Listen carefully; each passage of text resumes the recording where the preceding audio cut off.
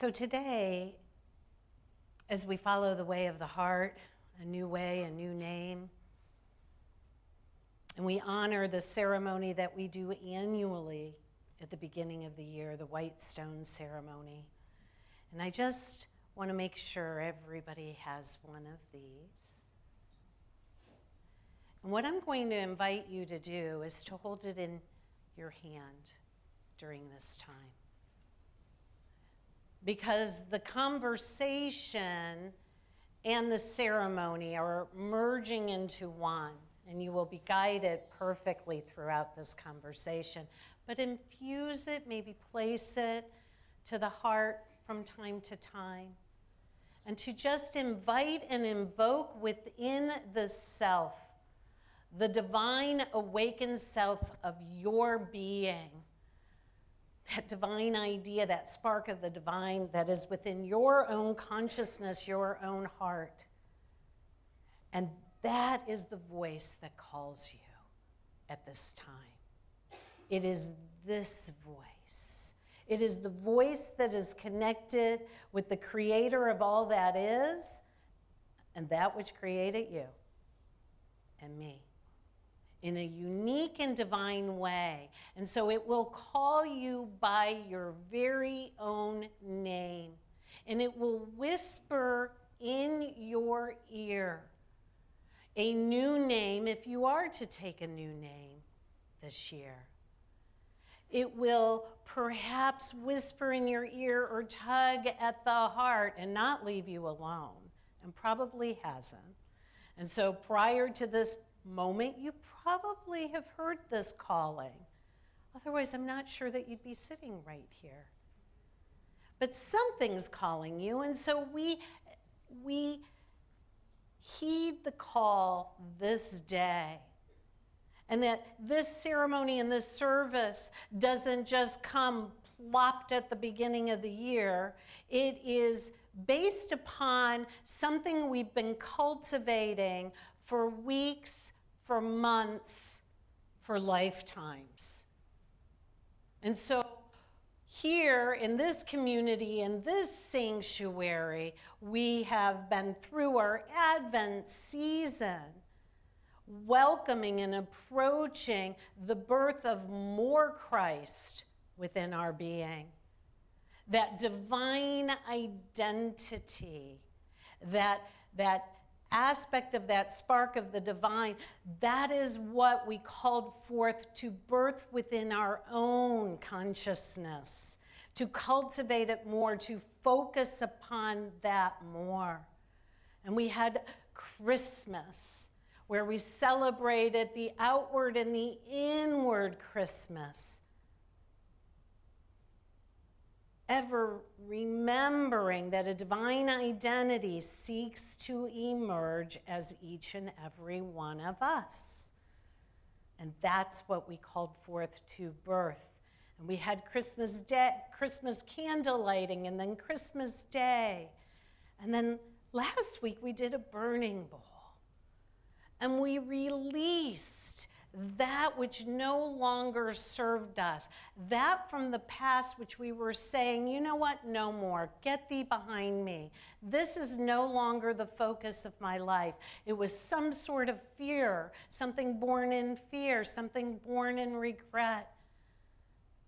But that which is birthed or born in form ends in form. And last week, we said no more, and we burned that which we decided to release and let go of, so that we may arrive this day at a crystal clear place, a new beginning, a new remembrance of an old truth that has something to do with you being one with God, something to do with love, something to do with you being more you, and something to do with how you express in the world. And while we're unity, we count on the multiplicity and the diversity of expressions to come forth. We squash it no more. We allow the desire of our heart, that which is calling us home, to have full sway with us this day. Now, how many of you have done a white stone ceremony before? Please raise your hand. How many of you have done more than 20? Keep your hand up. How many of you have done more than 10? More than 5? This is a community that has done this as a tradition for a long time. So no matter if you've done it 20 or more times, or this is your first time, it's meaningful and sacred because we say so and because we make it sacred in this moment. And so for those of you who might have, I don't know, in my jewelry box I used to have like 10 of these. And they're fun to look at. But as the reading said, I'm always being made new. And so are you. And so the idea is to allow whatever it is to come through and to not edit it. So the stones that you hold have a specific meaning, and the meaning, they're called a Jerusalem stone, and this stone actually does come from Jerusalem. And in unity, Jerusalem means the habitation of peace. And we also know that the Judeo-Christian religions spring forth from this region, but to go even deeper, this comes from Earth itself. It comes from Pachamama, or Mother Earth, or Gaia. And so it has something ancient, even more ancient than a place that we might locate on a map that says Jerusalem, that unity says is the habitation of peace. And so the invitation that poised in peace this day, we heed a call, we lean in and listen for a call that carries us home. And all home is the divine identity within you. That which we burned last week no longer leads. That which was birthed from a human consciousness no longer leads. We shift into a divine consciousness that we say now leads. And this is how we be made new. It is from this. So I'm going to weave a couple of other ideas in before we actually write upon this stone. And one of them is, I love that song. I love Something's Calling Me by Jamie Lula. Thank you for performing it so beautifully, for bringing that forth. Because I have always related to this idea that something's calling me home. And the concept of home has always been really important to me. And I bet to some of you as well. Like, what is it? Where is it? How do I find it? How do I get there? How do I stay there? I think that's telling me it's time to get rid of these shoes. So, woo! Lord have mercy. Okay, that feels good. When I was a kid, when I was a little girl, I never had shoes on. And my mother always used to say, you're going to get flat-footed, your feet are going to be real wide if you don't start wearing your shoes. And even to this day, I can walk outside right here and it doesn't bother my feet one bit. And the idea of being called home, of course, conjures up memories of home. And I've shared with you before, I grew up in Northwest Ohio. My parents built a house on top of a hill, and Toledo is flat, so it was one of the only hills in the Toledo area. And it was just this idyllic place that I feel so grateful to have in my memory, and it's so vivid.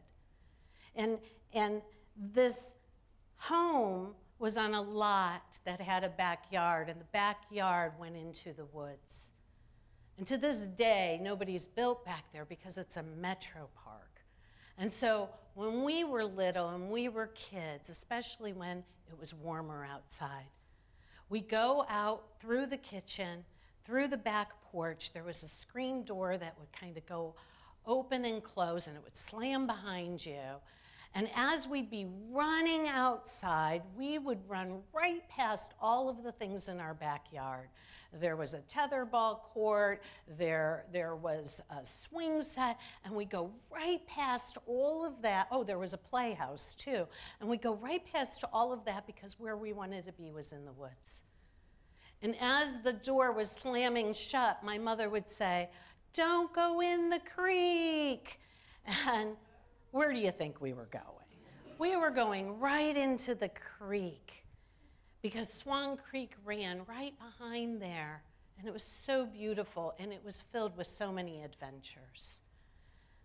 There came a time during the end of the day when she would put her head out the back door, and she had lungs like you wouldn't believe. She was a singer.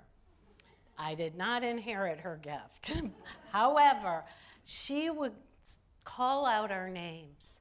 Susan, Liza, Melissa, and my name then was Claudia.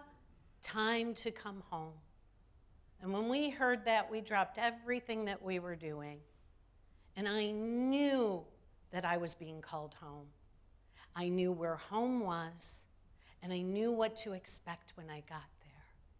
And I'm so very grateful to have had this experience. I know not everybody has that idea from the past, but the good news is that we conjure it up in our present.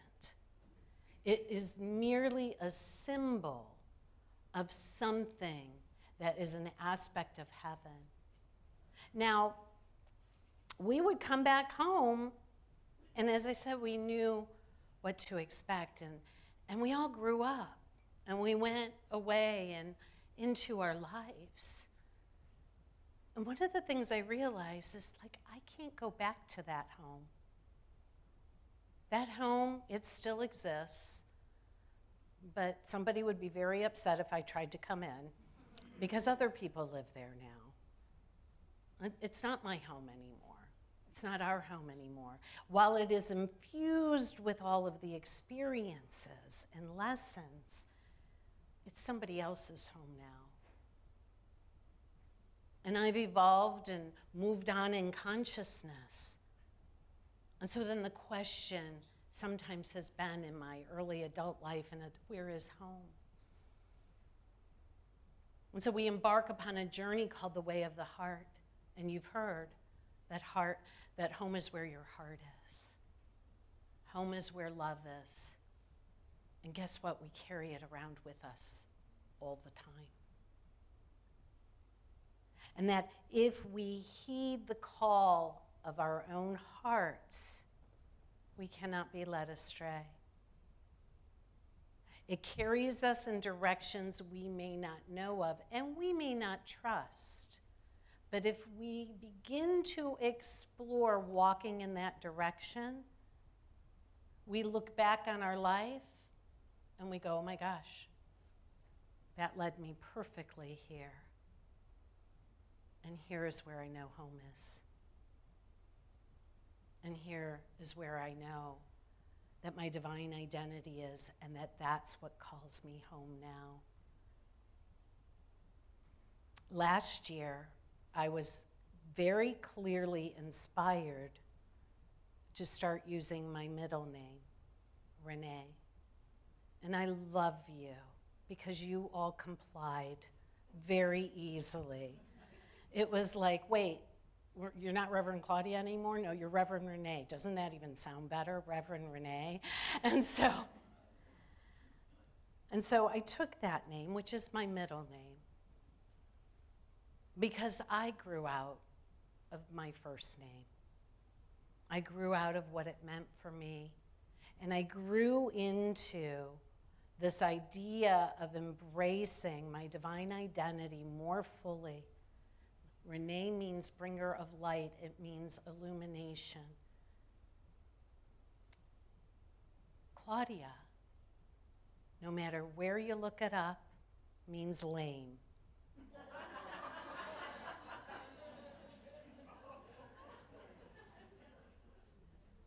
It's a bummer. In our teaching, our name represents our nature. And I'm grateful for the name Claudia because I had struggles in my life. And I have felt lame at many points in my life. But I always had a longing to go home to spirit. I always sensed a calling. Now, in religious terms, callings can be for only special people, but what I'm here to tell you is that we're all called. We are all called. There's not one of us who is not. And we get to choose when we answer the call. And leaning in and asking what your divine self is calling you now to be, to do, becomes a way that we do that in this experience. And so I carried the name Claudia and I elevated it as much as I could. It had a lot to do with overcoming. It had a lot to do with turning from appearances and turning towards light. And over time, I started to put the names together as Claudia René to represent the overcoming of the challenges, the movement from being lame or stuck in some way to overcoming into the light. And at one point I just decided, this is incorrect, what I was about to say. I didn't decide. I thought about it for years, changing my name, but it wasn't until last year that I knew it was time. So the René comes into play. There's a saying that I learned from Michael Beckwith, Reverend Dr. Michael Beckwith, one of my former teachers. And he would say, pain pushes until vision pulls. And I felt that that was my name, the pain pushing until the vision pulled, right? And how I understand this now is that we don't avoid pain. Well, actually, we try to avoid pain, which in many ways means that it continues to pop up. But the way of the heart would suggest that we bring those moments of pain into the heart, into love, that we look at it, that we feel it, that we experience it, that we have compassion for ourselves in what we walk through in the human experience. And that as we do that, as I've done that, I've noticed the pain lessens. And I can begin to continue to focus more fully on vision pulling. Today is about vision pulling, my friends. Today is about what is pulling you forward into remembering more fully, more Christ, who we are as spirit, what we are, and how we serve. And this is the name that comes through. Let me pause for a moment here. I invite you to do the same and to reacquaint yourself with your white stone.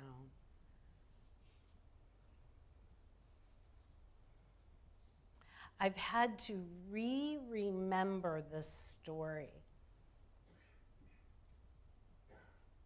to a point where I could connect with the voice of my mother, who is no longer in this physical experience. And she still calls my name. And she got the memo. And the name she calls me today is René, or she used to say René. René. She is an ever-evolving spirit and soul, as am I, as are we. And as we continue to evolve, new callings come forth and emerge. As we prepare to write on our very own stone and go through the process of calling forth our new name,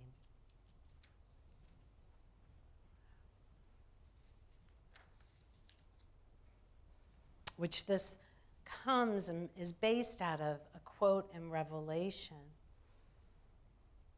which is basically saying, when you are released from prison, when you have paid the price, whatever it may be, you, upon your release, are given a clean slate, a new stone upon which to write your new name. And that it is whispered within your ear, within your heart, and it is between you and the divine self, you and God. And so while I would love to know what everybody gets, it's really none of my business. And yet, I support us in whatever it is that we receive. And as I contemplated that, I thought, the only one who has ever imprisoned me has been me. And the only one who has ever set me free has been the spiritual truth of this consciousness. And so today we celebrate that newness of this day, of this year. And so I just invite you to listen to this with me, and you will receive this as you leave the sanctuary. The ushers have this as a gift for you to contemplate over the next week or so.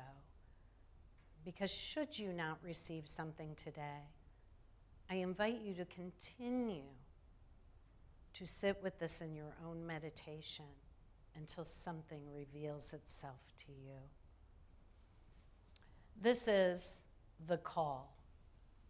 And I believe I've shared this before by Oriah Mountain Dreamer. And I invite you to place your hand before the heart and extend another hand, if that's comfortable for you, in whatever way you lean in to listen. But this is what it says. I have heard it all my life, a voice calling a name I recognized as my own. Sometimes it comes as a soft-bellied whisper. Sometimes it holds an edge of urgency. But always it says, wake up, my love. You are walking asleep. There's no safety in that. Remember who you are and let the deeper knowing color the shape of your humanness. There's nowhere to go. What you are looking for is right here. Open the fist clenched in wanting and see what you already hold in your hands. There's no waiting for something to happen. No point in the future to get to. All you have ever longed for is here in this moment, right now. You are wearing yourself out with all this searching. Come home and rest. How much longer can you live like this?